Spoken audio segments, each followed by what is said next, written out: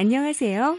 꼬마 빌딩에 관심이 많으신 분들에게 최신 정보 및 제대로 된 기준을 제시하여 똑똑한 건물주로 만들어드리는 빌딩 가이드입니다.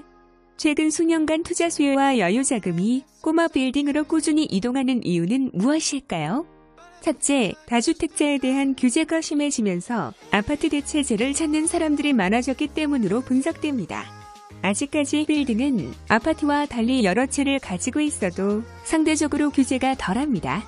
때문에 다주택 규제를 피하기 위해 보유하고 있던 아파트를 팔아서 생긴 여유 자금으로 꼬마 빌딩을 매입하는 추세는 당분간 지속될 것으로 보입니다. 아파트는 아무리 고가라고 해도 20에서 30억 원 수준이지만 빌딩은 최저가가 20에서 30억 원입니다. 때문에 강남 아파트 한 채 가격과 비슷한 수준의 빌딩을 매매하는 시장이 빠르게 자리를 잡아가고 있는 것입니다. 물론 시작점이 다르기는 하지만 청장이 막혀있지 않다는 것이 빌딩 투자의 매력이라고 할 수 있습니다. 둘째, 2010년대 초반부터 빌딩을 매입한 경험이 없는 초보 투자자들도 손쉽게 접근할 수 있는 시스템, 즉 관리 서비스 업체가 많이 생겨난 것도 하나의 이유가 될 수 있습니다. 아파트는 소유와 관리가 비교적 명확하게 구분이 되어 있습니다. 본인 소유의 아파트를 세입자나 관리사무실이 대신 관리해주고 있는 구조가 일반적입니다. 소유주는 재산세만 제때 잘 내면 됩니다. 나머지는 시스템과 구조가 알아서 해주기 시작한 지 오래입니다. 2년이라는 계약기간 동안 단 한 번도 집을 들여다보지 않는 집주인도 많아졌습니다. 반면에 빌딩, 특히 꼬마 빌딩은 최근까지만 해도 적당하게 신경 쓸 일이 많은 재화였습니다. 청소나 주차 등의 유지 관리, 크고 작은 법률 및 세금 문제, 홍수 등의 자연재해로 인한 피해와 보상, 세입자와의 문제에 이르기까지 속썩을 일이 많았습니다. 불편함을 호소하는 건물주들이 많아지자 아파트처럼 전문적으로 빌딩을 관리해주는 업체가 생겨나기 시작했습니다.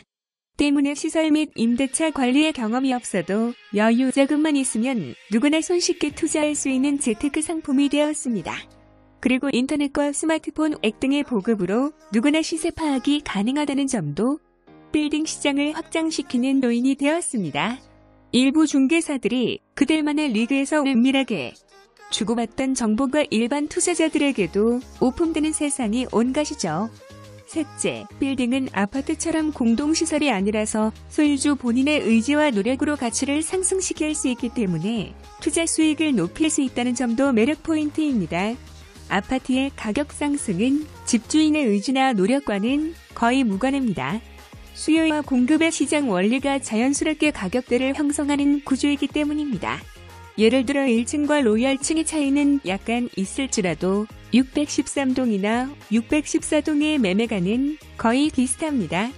인터넷 클릭 몇 번이면 가격을 환희할 수 있고 3천만 원을 투자해 인테리어를 바꾸었다고 하더라도 3천만 원 더 받고 매도할 수 있는 것도 아닙니다. 하지만 빌딩은 다릅니다. 리모델링 등 건물주가 기울인 노력에 따라 인접한 빌딩끼리도 가격이 다릅니다. 매매는 물론이고 보증금과 임대료에서도 차이가 납니다.